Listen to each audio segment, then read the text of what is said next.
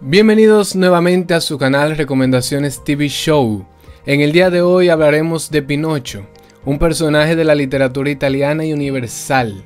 Se trata de una de las historias más famosas, una que todo niño y adulto la conocen y han aprendido muchas enseñanzas de la misma. Ha sido ya adaptada varias veces al cine y a la televisión. Con esta se ha adaptado para un total de 12 veces. Eso es mucho. En la última de estas adaptaciones hablaremos de la más reciente, Pinocho de Guillermo del Toro, dirigida por el mismo Guillermo del Toro y Mark Gustafson. Es la primera vez que Del Toro dirige una película animada, pero no cualquier tipo de animación. Esta es fotograma a fotograma, una técnica de animación que consiste en aparentar el movimiento de objetos estáticos por medio de una serie de imágenes fijas y sucesivas, mejor conocida como stop motion. Un tipo de animación bastante rara, no a todo el mundo le gusta, por así decirlo, pero es bastante artística. Esta se convirtió en la película de animación stop motion más larga en la historia, con aproximadamente 2 horas. Ya todos no sabemos la historia de Pinocho, la cual trata sobre una marioneta que cobra vida y con un grillo de conciencia debe demostrar que merece ser un niño de verdad. Pero en esta versión hay algunos cambios. Esta adaptación es posiblemente más oscura que la del clásico cuento infantil, tocando temas más delicados y que sobrepasan el nivel de inocencia de los niños.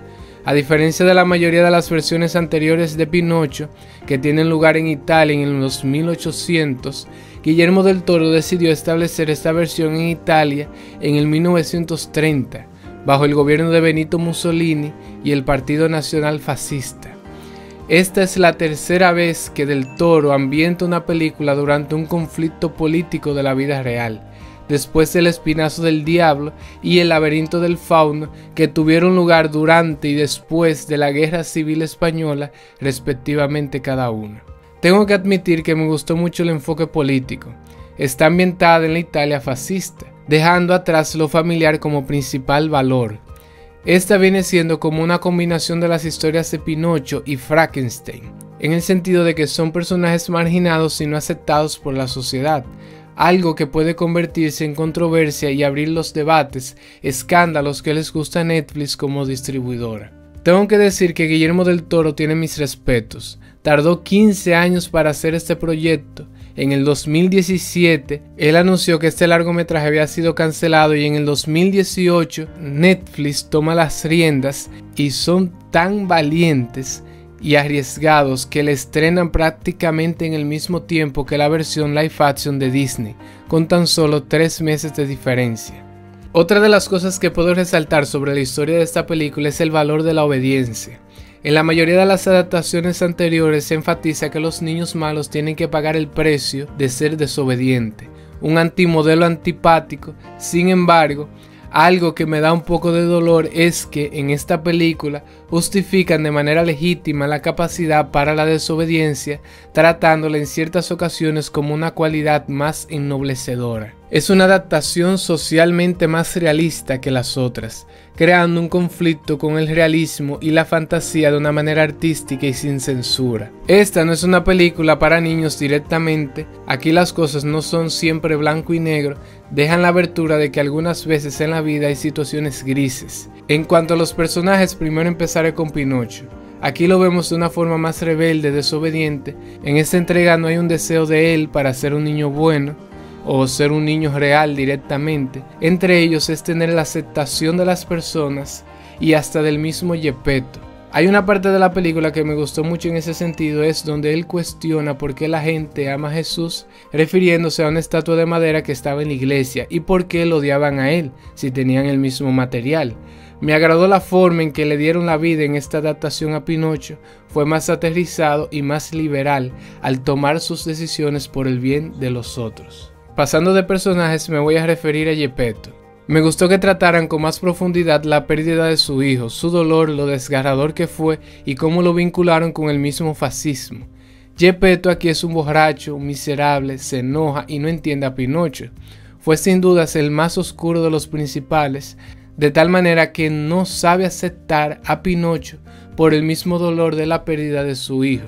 Sin dudas es la parte más negativa de él, llevando a arrinconar al propio Pinocho para que sea igual que su hijo Carlo, creando un conflicto entre él y Pinocho, algo que no está en las adaptaciones anteriores. Con relación al mismo Geppetto, tengo que decir que fue muy interesante ver de dónde Guillermo del Toro toma la historia e inicia la película. Él empezó el largometraje desde la pérdida de Geppetto, donde él se relaciona con su hijo, donde él muestra su amor y hasta lo pierde. Un punto muy interesante, muy profundo y una introducción bastante impactante. Uno de los temas también bastante interesantes que se tocaron en esta película es el rol de Geppetto como padre y el rol de Pinocho como hijo. Lo marcaron demasiado bien, porque a medida que pasa la película su vínculo sigue creciendo.